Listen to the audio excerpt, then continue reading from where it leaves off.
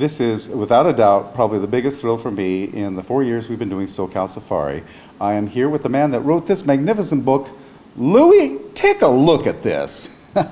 Well, your name isn't Louie, but you became known as Louie. This is actually, ladies and gentlemen, Luis Alejandro Fuerte, which is a beautiful name, gorgeous name. Thank you very much. Yeah. Thank you for having me. And I have to give credit to David Duran, who actually wrote the book, the manuscript, and Right. yeah, and As told through you. How long did that process take? took us about a year and a half to come in here to Chapman and looking at all the tapes that I had shot, and it was just some of the shows I looked at. I said, "God, my God, did I shoot those?" And I don't remember shooting some of them. And Oh, really? You're right. Oh. You know, some of them do stand out, like the Golden Gate Bridge and some of the other real popular ones. But there were so many, and there were some very obscure ones. You think about the big ones like the Golden Gate Bridge, but then you would do a show on lint. And we've got a lint couch and lint figures here on the couch and a lint wall and a lint lamp and a lint mantle with lint cards on the lint mantle. What's that? I mean, this is amazing. Right, lint, and it was a lot of fun shows that we did that, you know, what people get into. Right. Yeah. The one thing I really want to talk about is the early days when you were filming stuff at the Olympic. So I remember the Olympic. A lot of our viewers, I don't know if they're old enough to remember the Olympic, but they did a lot of it. Boxing, roller derby. Right. You covered roller derby? I did roller derby with the, what was the name? The Thunderbirds? Thunderbirds. Yes. Right.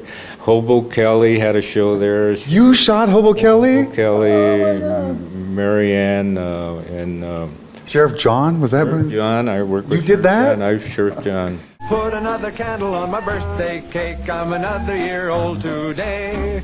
I think you were working at ABC, KABC for a short time, but it was a job that wasn't so... Yeah, I started, I was going to be hired there, but the way the system works is if you're a tape operator, that's all you do. If you're a cameraman, that's all you do. Right. So that really didn't appeal to me. And then KCT called me, and they said, "We want you to come work as a cameraman, but we want you to work in all aspects of engineering," which really appealed to me.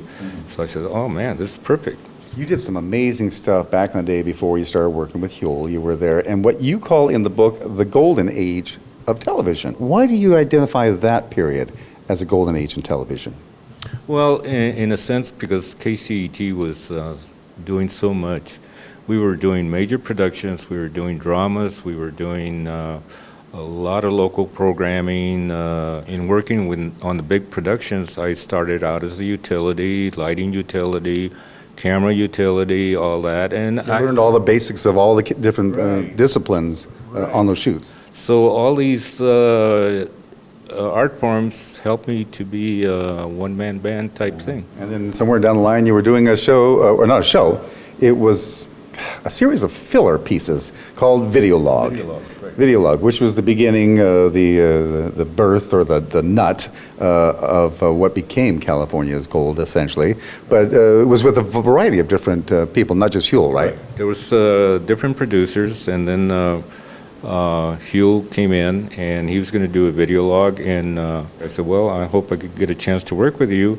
About a week later, I look at my assignment sheet, and I'm assigned to shoot with Huell on a Videolog, and it's the Elephant Man. Oh, that was the very first one. That was the one he first did. Is it easy to get attached to them? Is it easy for you to get attached to a baby? Yeah. Try it sometime.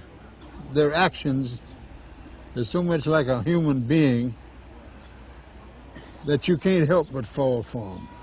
And it was such a touching story. It was a real tearjerker, and it's like, I remember when we met out at the location, Huell says, "Just remember, Louie, we're not doing brain surgery." That was in the first shoot? Right.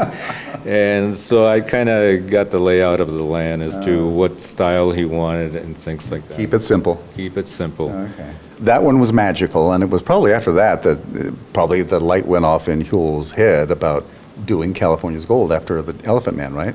Right, and Huell would work with other cameramen, and I happened to be coming back on a shoot with him, and he talks to me, he says, you know, I have this idea for a show called California's Gold, and I've talked to other cameramen, but I like the way you shoot, I like your style and stuff like that, so would you be interested? And I said, yeah, I'd love California, I love the history of California. I said, that'd be fantastic. So he says, let me work on the funding and I'll get back to you. And sure enough, he did. And then I took a leave to work with him and kind of work out the kinks in the show and things like that. Really. In the beginning, it was a kind of a hodgepodge. You go and maybe it'd be 2 or 3 different things would be a show, until one particular show where you said, boom, this is it. We found a rhythm, and that was on that Railroad Museum show. At first, we were doing a show in San Diego. We were doing a show in up north, and it had nothing to do with each other. And they put them together and call it California Gold. But the Sacramento Museum was kind of the first really true California Gold as you see it today. But we're here not just to visit the museum, but to attend an event that's going on right outside. It should be a lot of fun, and you're invited to come along as we continue our search for California's gold, this time on the railroad.